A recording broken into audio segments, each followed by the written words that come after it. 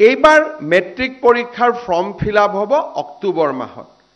অক্টোবৰ মাহত form fill up হৈ যোৱাৰ পিছত ফেব্ৰুৱাৰী মাৰ্চলৈকে অসমৰ গাঁওসমূহত আমি নিশাৰ স্কুল, নাইট স্কুল, অৰ্থাৎ সেই গাঁৱৰ যিজন BA BSc পাছ কৰা ল'ৰা ছোৱালী আছে, সেইজনে গাঁৱৰ ল'ৰা ছোৱালীখিনিক বিদ্যালয় পাৰ হৈ যোৱাৰ পিছত একত্ৰিত কৰি তেওঁলোকক স্পেচিয়েল ক্লাছ কৰাৰ ব্যৱস্থা কৰক।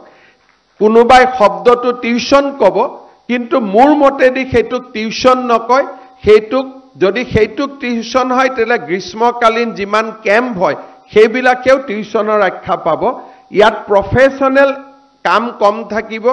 ইয়াত ব্যৱস্থা হ'ব যে স্কুলত যিমানখিনি পঢ়াব, ধনী ল'ৰা ছোৱালীবিলাকে যদি মানুহৰ ঘৰত গৈ কাৰোবাৰ টিউশন মাষ্টৰ থাকে, আমি গাঁৱৰ অংগনবাদী কেন্দ্ৰটো গাঁৱৰ স্কুলখনক ব্যৱহাৰ কৰিম, যাতে গাঁৱৰ 4জন শিক্ষিত ল'ৰাই সেই গাঁৱৰ মেট্ৰিকৰ কেণ্ডিডেটবিলাকক স্পেচিয়েলি 5 মাহৰ কাৰণে পঢ়ুৱাব পাৰে।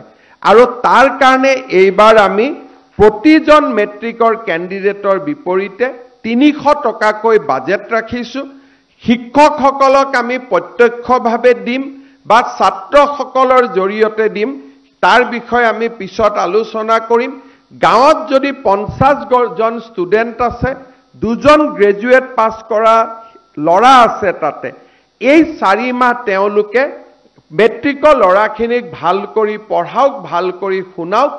আৰু মই ঝাৰখণ্ডত নিৰ্বাচনী প্ৰচাৰৰ সময়ত এটা NGO চলোৱা এই বিদ্যালয়বিলাক চাই আহিছিলোঁ, বহুত এফেক্টিভ হয়।